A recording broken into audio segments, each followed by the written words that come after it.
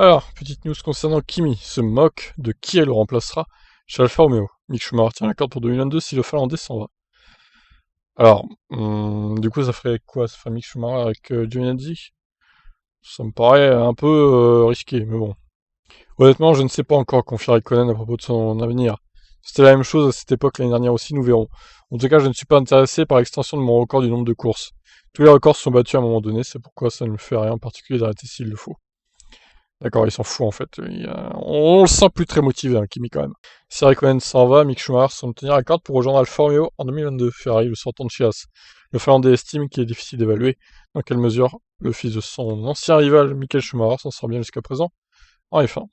C'est difficile pour lui de briller car la voiture n'est pas très rapide, mais c'est aussi bien pour lui aussi, puisque les gens savent que la voiture n'est pas bonne. Donc s'il fait toujours de bonnes courses et montre sa vitesse par rapport à son équipier, c'est positif pour lui. Il subit beaucoup de pression avec son nom, mais une mauvaise voiture lui permet de démarrer plus facilement car les attentes sont faibles. Cela lui donne plus de temps pour apprendre les choses. Lorsqu'on lui a demandé s'il se sentait vieux pour pour avoir couru contre les pères de Mick ou Max Verstappen, Kimi sourit. Non, pas du tout. Alors par contre, il a jamais couru contre Jos Verstappen, hein, c'est faux. Quoique, attendez, en 2001, il était peut-être encore là, Jos, en 2001. Ah oui, il s'est barré en 2003, Jos, quand même. Ah ouais, je pensais qu'il s'était barré avant. Ok, d'accord. Il a fait ouais, une bonne carrière quand même, hein. Une carrière bon, qui sera moins brillante que son fils, forcément.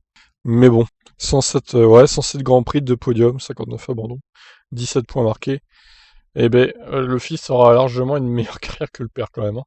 Il n'y a même pas photo du tout là. C'est incroyable d'ailleurs la différence entre les deux. Ouais, donc effectivement, il a couru contre Michael. Bon, Michael, il est resté jusqu'en 2012 finalement, après être parti une fois en 2006, fin 2006. Donc ouais, ouais, c'est quand même, ça remet les choses dans le contexte quoi, c'est incroyable. Je me sens parfois vieux quand je me réveille le matin, mais pas dans une F1 sur un circuit.